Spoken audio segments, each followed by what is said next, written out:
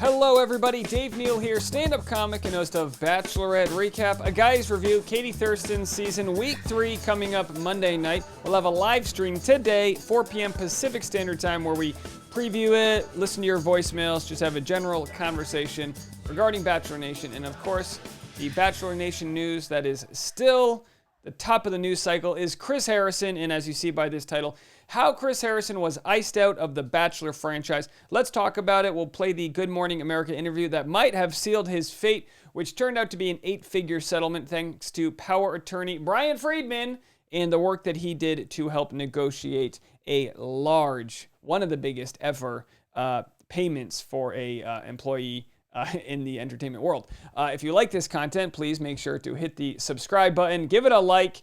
We got daily content, 3 to 5 videos, keeping up on Bachelor Nation news, but we're really just here for the hang. If you need a video to watch for 10 minutes at a time while you do some dishes or ignore your partner in bed, this is it for you. Come on, check that out. And of course, extra content during the week at patreon.com/Dave Neal. Do some insider information in there. That's videos and audio only podcasts that you can catch on the membership only community. Let's jump right into this story. Oh, right here. So we've got... This is Hollywood Reporter, where I get all of my good gossip. This is a photoshopped image of Chris Harrison. I don't believe they actually took this. I believe the $69 million was just direct deposited into his bank account. Please, Chris, sign up for the Patreon if you don't mind. The longtime host sparked a firestorm when he excused a contestant's racially offensive behavior, but he was on track to return until a Nail in the Coffin Good Morning America interview. All right, so let's read this article, then I'll play a clip from that interview and we can discuss. Leave a comment, let me know what you guys think. On March 4th, nearly a month after taking an unplanned hiatus from Bachelor, Chris Harrison returned to TV to say that he wasn't going anywhere. I plan to be back and I want to be back, the host of 19 Years told Good Morning America co-host Michael Strahan. Yeah, that's what's funny. A lot of people said, well, maybe he wanted to quit. I mean, he moved to Texas. It's like, no, he didn't want to pay state income tax. All right, he moved to Texas to save a few bucks, in which he will with that 8-figure settlement. Which I would say part of that 8-figure settlement is due to all the work that he did while he lived in California. So I think he should be paying some taxes back in my direction here. Anyway, he said he had been seeking counsel from the community he hurt after an interview in which he excused racially offensive behavior from Rachel Kirkconnell, a contestant on the then-airing historic season of The Bachelor, centered on the franchise's first black male lead, Matt James. You know, essentially, everything that could have gone wrong in the season did. Matt chose someone with a problematic past, and Chris Harrison didn't provide the grace to understand that that was offensive to a lot of people. Given that, which is why people are upset. You might not feel that same way. You might be on one side or the other of the argument here, but it's important to acknowledge that people do feel a specific way about this. Given that Kirkconnell was a front-runner, Harrison seemingly was sent out to do damage control over the contestants attending of a 2018 racist sorority party, but it backfired, as did his redemption effort. Kirkconnell went on to win, went on to win the season, and after a brief post-finale breakup is now reunited with James. Oh, and it feels so good. They're looking great. Matt James and Rachel Kirkconnell's Instagram is amazing. Don't go on their Instagram if you're ever hungry, because it's always like juicy burgers and acai bowls and french fries. And I mean, it really is I would love it. You know, if I was worked for the Travel Channel or whatever, I would love to just throw money at them and be like, listen, why don't you guys just go across the country and eat food and document it? Well, we'll be glad to watch. Anyway, folks, so yeah, as they say in the article, Chris Harrison was sent to do damage control. So it was almost like, while it didn't go well, he was operating on behalf of the Bachelor franchise. I mean, he wasn't just going on extra TV on his off time. He was, hyping up the show. You're going to have to wait and see how it turns out, type of deal. Of course, it didn't go well. And that's because the show inflamed a big racial issue for their own profit. And it almost seems like no one's talking about that aspect of it. I'm shouting it from the rooftop of my little studio here, just yelling like, Chris Harrison was in cahoots with Bachelor producers to create a scenario that, sure, like they weren't the ones who kind of like exposed all the info, but they were like, wait till after the final rose, we'll hear more about it. It's almost like starting a wildfire and the firemen are like, can we hose it off? And it's like, wait till it scorches everything. And then all of a sudden it goes up the hill, the wind picks up and you're like, now can you put it out? And it's like, we can't put that fire out now. You're on your own, compadre. Though the pre-taped interview ran in what would seem to be friendly confines, both Good Morning America and The Bachelor air on ABC, it got a cool response from Strahan, who told the audience moments after it aired, his apology is his apology, but it felt like I got nothing more than a surface response. Only time will tell if there is any meaning behind his words. I was very surprised by Michael Strahan's response to this because, like they said, it's synergistic. They air the response on ABC because it's the same network. ABC Good Morning America gets the interview. They all share the promotion at, Regis and Kelly, whoever the hell is on the show. I still call it Regis and Kelly. Regis and Kathy Lee. How old are you? If you just call it Regis and Kathy Lee, you're old.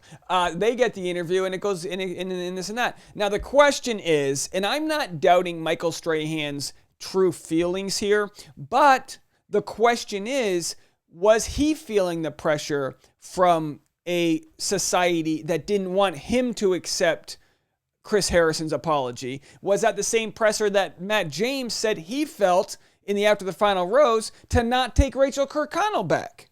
He felt a pressure, as he admits, to stand up and not accept that, not to normalize that behavior.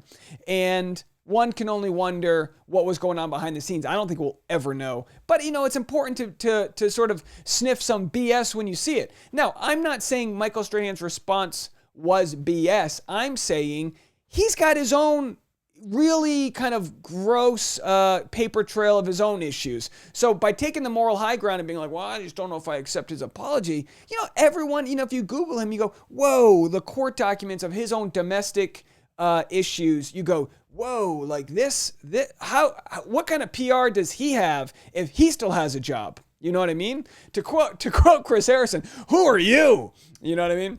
Who's any of us, really? Don't throw rocks in a glass house. The GMA host was unhappy with the substance of the interview. That interview was the nail in the coffin for Harris's return as a source close to the production. So the whole reason that we have this stupid article is because someone who's a source says that interview was the nail in the coffin. Now, other people have said the fact that Rachel Lindsay went on The View was the nail in the coffin. The question is this the story, or are the same publications that profited off of the Chris Harrison news, are they still profiting off of creating a storyline? Like last week, they said Rachel Lindsay. Now they're saying Michael Strahan. So my question is, are we okay looking at the fact that news sites are trying to pin it on Rachel Lindsay and they're trying to pin it on Michael Strahan? Now listen, when people, especially people that don't know me, when you watch something, you go, oh, what side is he on? And I don't have a side. I'm looking at this saying, how do we know if Chris Harrison was authentic or not? You guys did a Zoom interview. How are you reading this guy's energy? Michael Strahan, I'm sure you're empathetic, but you're really doing a good job at reading this guy's energy through the screen here. I mean, fantastic. So how do we know that Chris Harrison's not being authentic? And how do we know, and also let's question the people that are getting the money, Hollywood Reporter, all the other news organizations. How are we not questioning them, pitting the blame on Rachel Lindsay for going on The View? She went on The View this week and talked about the fact that Chris Harrison asked if she was angry, at her After the Final Rose episode when she was Bachelorette. So we, by pinning it on Rachel Lindsay, by pinning it on Michael Strahan, you're creating an audience. I'm sure they'll be in the comment section here. But I think I like to shine light on these on what's actually happening. I think if we shine light in the dark area, we disinfect it. So we're disinfecting this profit model. People will get angry and blame Michael Strahan now, and people will get angry and blame Rachel Lindsay for something that's really above their pay grade. Let's continue reading this. At the time, Harrison was talking about his return with bosses ABC and Warner Horizon, which produces and distributes the Michael Fleiss-created franchise. Of course, as a side note, when Chris Harrison was negotiating his severance with Brian Friedman, powerful attorney at large, he had mentioned that Mike Fleiss had some real problematic stuff on his own with domestic violence. Within this story alone, we've got Michael Strahan, whether he was acquitted or not, had a real brutal court case with domestic violence. Same with Mike Fleiss. What's in the name Michael, guys? And then Mike Fleiss, I mean, his Google it, trigger warning. It's ugly, guys. So they've got their own stuff, and Chris Harrison, on the way out is like, all right, is this what we want to do? Do we want to dig up? I'll get the shovel. And they're like, here's $60 million. Don't get the shovel. They don't want the shovel. They want to sweep it under the rug.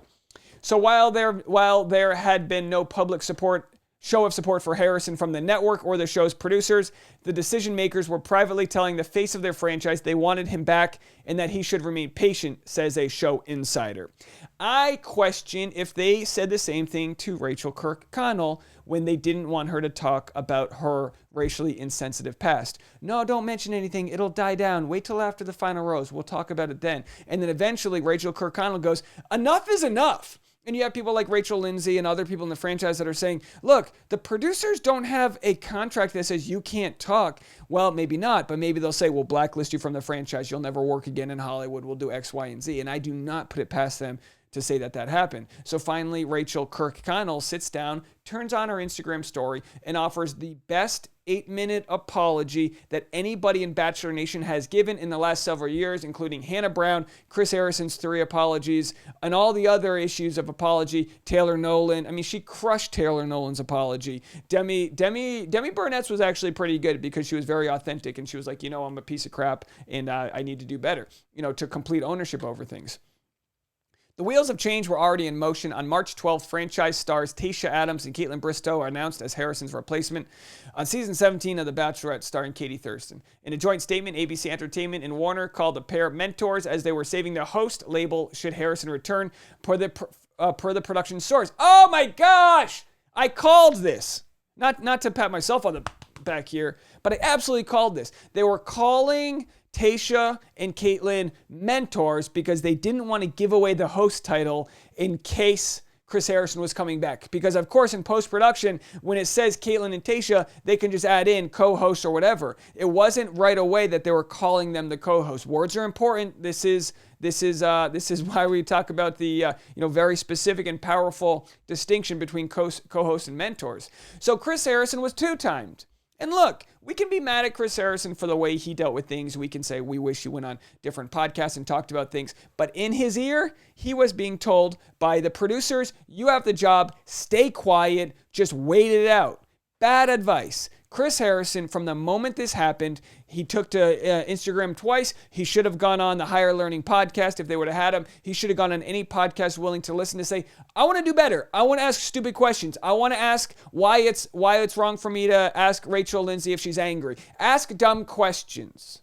We used to live in a world where teachers would say, there's no such thing as a bad question. I don't care if he's 49 years old. If you don't know why you shouldn't ask a black lady if she's angry, then ask why not, and we can get educated on the topic. So instead of getting educated on what you might think everybody knows, but trust me, they don't, we just threw money at the issue because we didn't want Mike Fleiss's dirty laundry to come out. We didn't want Bachelor Nation. We didn't want Bachelor producers to dirty laundry to come out. Chris Harrison had the nuclear codes, and they said, what's it going to cost? And $60 million later, everyone's tight-lipped.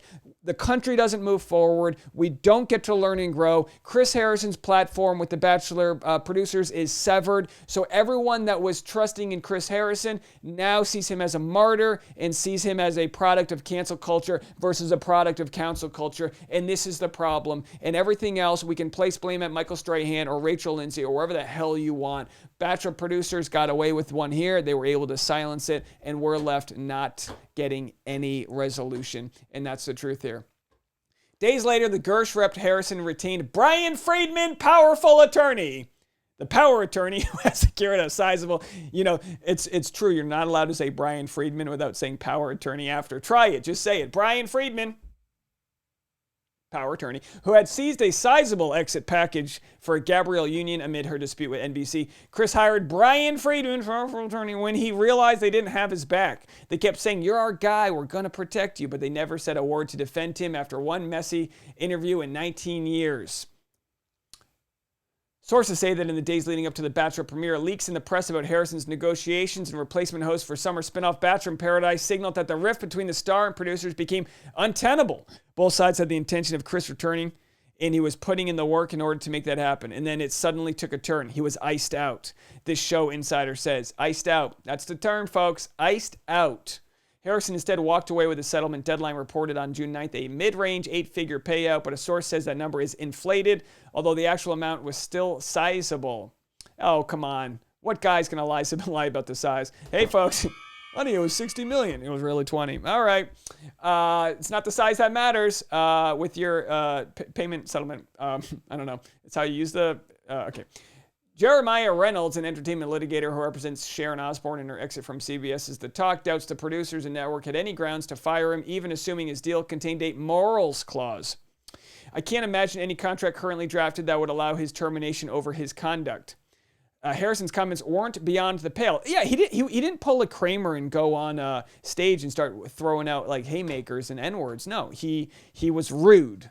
He was rude. He was ignorant. He didn't give Rachel Lindsay grace to understand her feelings as the first and only black female lead of the show. You understand? It wasn't like, that's why there's nuance, because people that want the confirmation bias that Chris Harrison did nothing wrong don't see what he did wrong, because they're looking at the words and they're going, he said what X, Y, and Z. And then people on the other side are going, no, you don't understand. He talked over her. He was dismissive, X, Y, and Z. So in order for us to understand the other side, we have to kind of agree that there is a gray area with tone. And tone's not about just words that are used. It's about the effort and how they were used. It's like premeditated murder versus a crime of passion. There's a different sentence for someone who's conniving and willing to do it, and there should be a different sentence for someone whose tone is off versus someone who came in there saying, I'm going to lay down the law with you guys. So the Jeremiah Reynolds says, look, there's no way he would have gotten fired on what he said. But of course, as we know, free speech doesn't apply to, that's a freedom that you get to speak in public. It doesn't mean freedom of consequence with your job. So a company like the producers of The Bachelor, clearly with their sponsors, they make all of their money from the coveted, 18 to 35 female fan base. And I know that from my YouTube. My YouTube Bachelor videos make more money than my non-Bachelor videos because they have a 95% female audience. These are the facts. I could show you the stats. That's just how it works. There is a lot of money to be made with that purchasing power. And so for people to come out to sponsors and go, no, we can't be doing this with Chris Harrison, they start to realize, oh, we got to make a decision here. He adds that companies likely know they're on shaky ground with matters like Osbourne's and Harrison's. These aren't situations where they're like, you're fired and you're not getting paid. They're paying out. Then it just becomes a question for the talent whether they want to fight in a courtroom. Chris Harrison had a fight he could have won here. It would have cost him millions. It would have been a fight where he gets dragged through the mud by the producers, and the producers drag him through the mud. In politics, it's called MAD, mutually assured destruction. Just because I have my nukes pointed at you and you have them pointed at me doesn't mean we can both hit the red button, but we're all going to be destroyed here. And they realized, let's give him as much money as he needs to shut the hell up. Is that what we really want in a society, this litigious society? Maybe the Bachelor producers with Chris Harrison and Rachel Lindsay, if she's willing, could have sat together in a round table, maybe with Emmanuel Acho. That's his whole YouTube channel is Uncomfortable Conversations with a Black Man. So maybe they could have all sat together for hours and made a ton of content on their gigantic platforms with their unlimited amount of money and had these conversations versus, I mean, I can't, how redundant can we be to talk about how disappointing this is? This is like edging and then you get a phone call and it's like your mom's and you're like, all right, well, that just ruined my experience. That's all this is. Is that too far? That's what this is. This is an experience where we didn't get to see the payoff. It's just like when Colton allegedly paid off Cassie and everyone who's a victim of domestic violence goes, we wanted to see somebody pay. We wanted to see some resolution for wrongdoings. Katie Thurston, already locked in as the franchise's next star and readying to go into production, tweeted, I stand with other alumni who has expressed that learning and growth require time. I hope that Chris Harrison continues to take more time to step away while sincerely educating himself and dedicating himself to the work. So those tweets came out, and that was kind of like, whoa, he was still expecting to be host of The Bachelorette. Reynolds suspects that those concerns were weighed against Harrison's perceived value to the franchise, and they chose to sever ties instead of fighting the public backlash. My take is they felt the show likely wouldn't be impacted or could actually improve with new hosts. Networks and studios tend to be particularly sensitive and susceptible to social media criticism. Unless a particular host drives a lot of ratings and value to the show, the safer course for them oftentimes is to part ways. Now, everyone who follows Kaitlyn Bristowe and Tayshia Adams already exist within the Bachelor universe, so I can't imagine they bumped the show up too much, whereas there is a portion of Chris Harrison fans who are not watching. I believe it's less than 5% of the audience, but that's a big difference. Replacing Harrison with Bristowe and Adams was also a less expensive solution for producers. Though they were labeled as co-hosts on screen, the duo are credited as special guests. Their negotiated rate per an insider is a far cry from Harrison's millions per year. Yeah, I'm assuming if Chris Harrison's making $8 million a year, that combined they're making $400,000. They're making a couple $100,000 on this. So the producers were able to save a lot of money. Just a thought, just a guess. The co-host said they took on a larger role than expected in the season, which was filmed in a bubble in New Mexico, and were involved in creative conversations on The Bachelorette. Listen, if they're involved in creative conversations and they're not credited as producers, we're going to have a different video to make. That's going to be a different video. Let's talk more about that later. Let's end that there. I think I got a whole nother video to talk about. You know what I mean? They were able to get a lot out of them. And look, this is entry-level position for Kaitlyn and Tayshia. So I totally understand that as entry-level positions, they're not going to necessarily command the type of money that Chris Harrison commands. But at the same time, if they're not getting producer credit and we call it back-end credit, which is like not just your day rate as a Screen Actors Guild member. I'm sure this is non-union, so this isn't even in SAG. But you're going to get your day rate, which might be $1,200 a day, or to take Bachelor in Paradise numbers, they're getting $600 a day to be there versus the producers who are getting paid when it goes into syndication, when it goes to Hulu, when it goes to, when you can buy it on Amazon Prime or whatever. So that's why unions exist, because the non-union performers, people like Kaitlyn and Tayshia, are probably going to be paid, maybe six figures, and that does sound a lot of money, but it's not when you figure in what the producers are raking in, not renting out their time, making money, having equity in the show. I did promise I was going to play this last minute of this clip, so let's play this right here. This is Chris Harrison with Michael Strahan, and these are Michael Strahan's comments that iced out Chris Harrison. Let's see if it plays. The reaction that you received has been fair.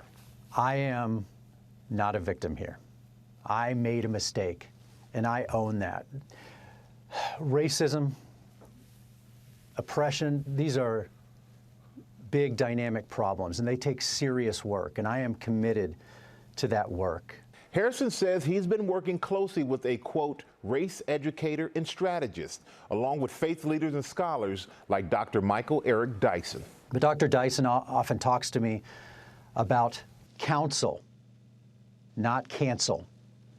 And that is full accountability, understanding what you didn't understand, owning that, learning from that, seeking counsel often in the community that you hurt, learning from them, listening, gaining experience, knowledge, and moving forward. So you are the right person to lead this franchise into the future, you feel? I plan to be back, and I want to be back. This interview is not the finish line. There is much more work to be done, and I am excited to be a part of that change. A lot more work to be done, Chris. I cannot agree with you more on that.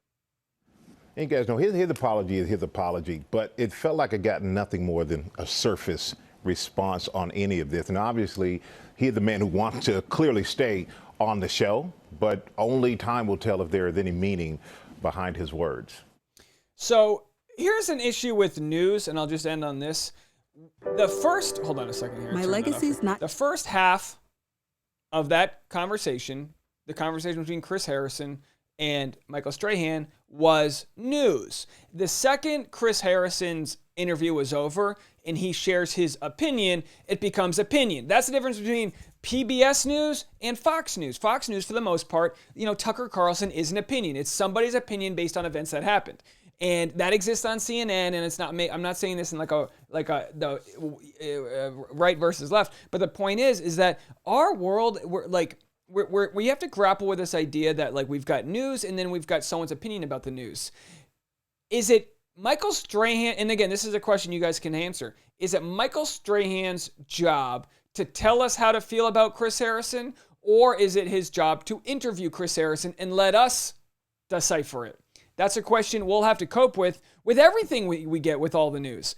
Leave a comment. Let me know what you guys think. If you liked this video, hit the like button, hit subscribe. I've got a 4 p.m. live stream today, Pacific Standard Time. We'll be taking your calls. You can call the voicemail number. I'll put it up right now. If anyone wants to call the voicemail number, hold on one second here. I've got a voicemail number. There it is. If anyone wants to call it, 401-213-9828. Leave a voicemail and let me know what you think about it. I'll play it on the 4 p.m. live stream. We are the only Bachelor news site out there that cares enough to hear from you guys. It is so important to hear from you. I love taking calls I agree with and calls I don't agree with. If you've been around the block with me this year, you understand we get criticized, we get commended, the truth is somewhere in between, but what we seek is authenticity, and we seek sort of understanding with all the money that's behind the producers of The Bachelor, ABC, what the truth is. How do people actually feel, and what's the right decision to move forward? The very least, we can respect each other's opinions. Please be kind in the comment section. I will see you guys